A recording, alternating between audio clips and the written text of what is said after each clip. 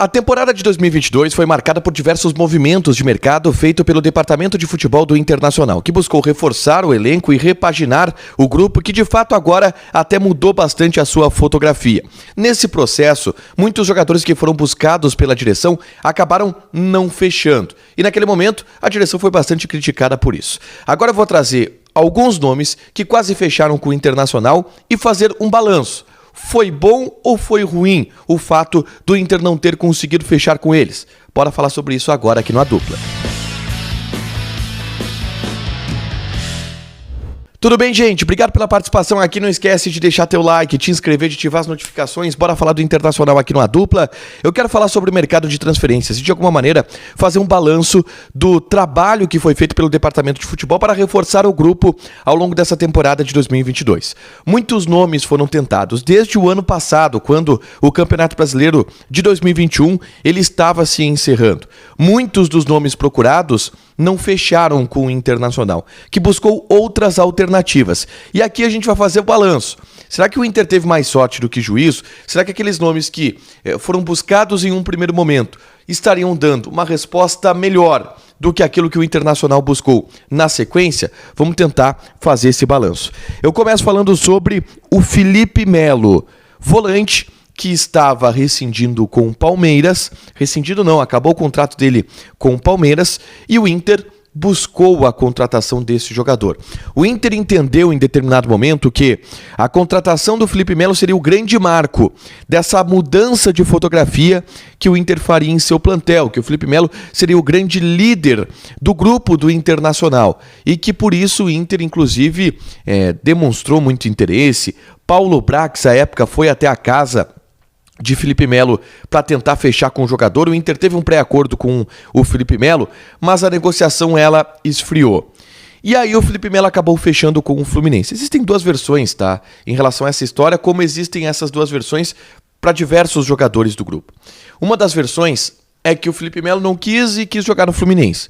A outra é que o Inter debreou do Felipe Melo quando viu que não se classificaria para a Libertadores. Aí reduziria o investimento e não conseguiria ou não acharia interessante pagar tudo que iria pagar para o Felipe Melo. De qualquer maneira, o Felipe Melo hoje é reserva do Fluminense do técnico Fernando Diniz. Mais do que isso, o Felipe Melo esteve aqui no Beira-Rio, entrou no segundo tempo no jogo do Inter contra o Fluminense e jogou mal. Foi engolido pelo Alexandre Alemão, inclusive, no segundo gol daquela partida. E o Inter tem hoje uma figura que é o Gabriel, que está consolidado como camisa 5 do Internacional. O Mano Menezes é fã do Gabriel. O Mano recentemente disse que se o Gabriel tivesse 10 centímetros a mais, seria um primeiro volante perfeito, seria um primeiro volante de nível muito maior. É um cara que está dando sua resposta também junto ao torcedor. O torcedor gosta bastante do Gabriel e acho que está rendendo mais do que o Felipe Melo por um preço menor. O Gabriel ganha R$400 mil por mês no Internacional.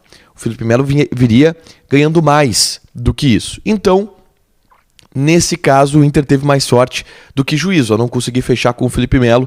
E aí depois veio buscar o Gabriel para ser esse camisa 5. O Gabriel hoje é titular absoluto. O segundo nome que eu trago aqui é o do Nicão. O Nicão também teve as portas de fechar com o Inter. E aí, de última hora, o empresário dele, o Paulo Pitombeira, essa foi a versão que o Inter deu à época, pediu um valor a mais de comissão e o Inter saiu do negócio. Houve inclusive uma rusga entre o empresário do jogador e a direção do Internacional. O Nicão foi para o São Paulo na sequência. E ele não é titular absoluto do São Paulo, ele não é uma das peças-chaves do time do São Paulo. Ele viria para o Inter com status de titular, com status de cara para resolver muitos dos problemas. E a gente dava também para ele esse status. No São Paulo ele não tem. Tá ali na reserva, de vez em quando entra no segundo tempo, com o Rogério Ceni. O São Paulo está avançando nas competições, mas não é um titular. Não tem tido uma boa temporada por lá o Nicão. Até fez gols no Beira-Rio na partida contra o Internacional, mas não está vivendo uma grande temporada. Quem o Inter contratou para o lugar do Nicão? O Nicão viria como um ponta. Então a gente pode colocar aí o Pedro Henrique, que joga pelo lado direito, como um cara que o Inter acabou buscando porque não buscou o Nicão. E o Pedro Henrique joga mais que o Nicão, né? A temporada tá mostrando isso. Então eu também considero um caso que o Inter teve mais sorte do que juízo. O outro que eu vou citar é o Brian Rodrigues. O Brian Rodrigues foi, enfim, liberado pelo Los Angeles FC. O Inter esteve acertado com o jogador que queria jogar no Internacional, mas o Los Angeles FC acabou não liberando o atleta. E aí o Inter acabou buscando outras opções.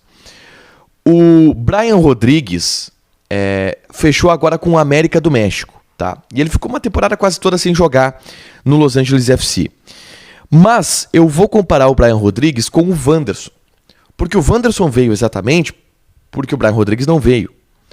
E o Wanderson hoje é um dos melhores jogadores do Internacional. O Inter está inclusive executando a compra desse jogador, 4,5 milhões de euros, 24 milhões de reais. Talvez se o Inter tivesse fechado com o Brian Rodrigues, não fechasse com o Wanderson. E o Brian Rodrigues a gente não sabe como viria. O Wanderson veio e encaixou muito bem. Então, também o Inter acabou se dando bem nessa de não ter fechado com o Brian Rodrigues. O quarto nome que eu vou trazer é o do Marrone.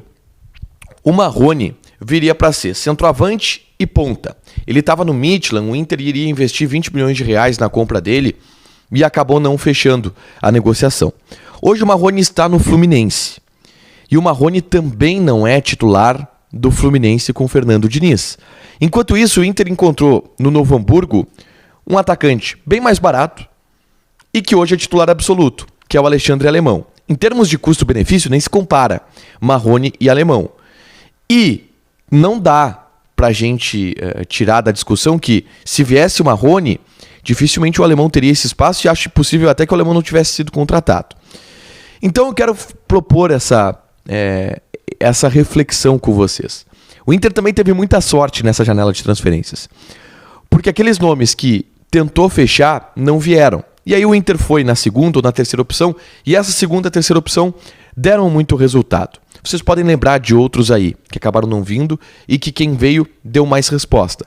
Mas a gente vem falando muito que a montagem do grupo do Internacional foi boa, que o Inter acertou em Depena, em Wanderson, em Pedro Henrique, em Alemão, no próprio Gabriel que eu citei, no Bustos, no René, e houve toda essa repaginação no elenco. Mas o Inter teve sorte também, porque alguns dos jogadores que acabaram não vindo não estão em uma boa temporada. Deixa o teu like, te inscreve e ativa as notificações que vai ter mais conteúdo aqui no canal. Beijo!